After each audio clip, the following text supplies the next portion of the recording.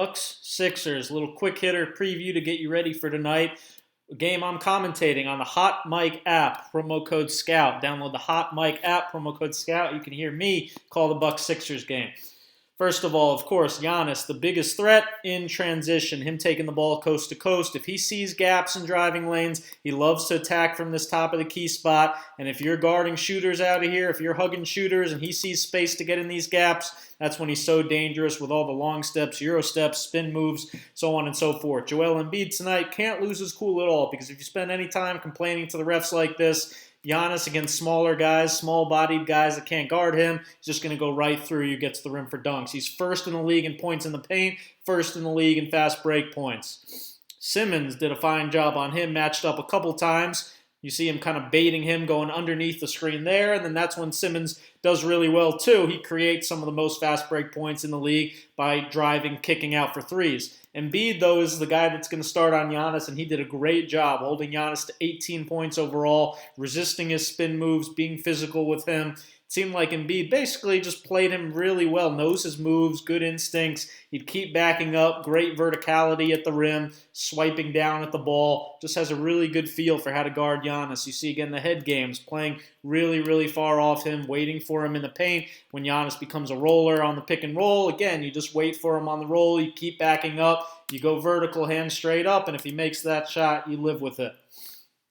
Philly, again, won that game 121-109. This is what you can't have. Again, smaller-bodied guys. Giannis is so aggressive, plays with so much tenacity. He's just going to run right down the rim in transition, seal you deep, get these deep catches. Easy 2 points for him. Can't have mismatches with him against smaller guys because, again, he's just going to seal you right under the basket, go right through you, get those three-point plays, put you in foul trouble. Even if you do a decent job resisting, he's added the fadeaway to his game, a big, big asset that he has now. But once again, Joel allowed Philly to play pretty close to shooters, to not have to come in and help quite as much, because Joel, again, had a really good feel for just staying down on Giannis's moves, not fouling him, contesting all his shots.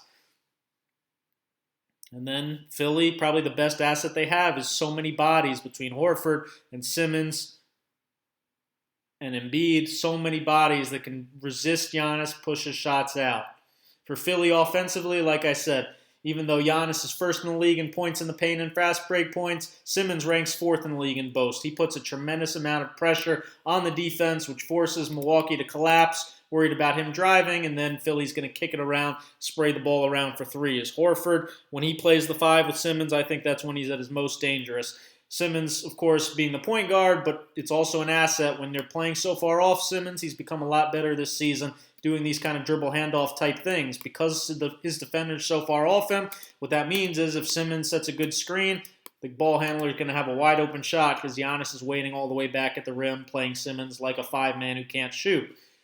You hear Brett Brown talk all the time about force and energy. When Ben plays like this, doesn't matter that George Hill knows he's not a shooter and playing all the way off him. When Ben gets downhill like that and really attacks, he did that really well in this game. Had 15 points, 14 assists, 7 rebounds last time they played. Really hard to stop when he really gets going like that. And then when Ben's not in, that's when you play through Joel in the post. Like I said, he had 31 and 11.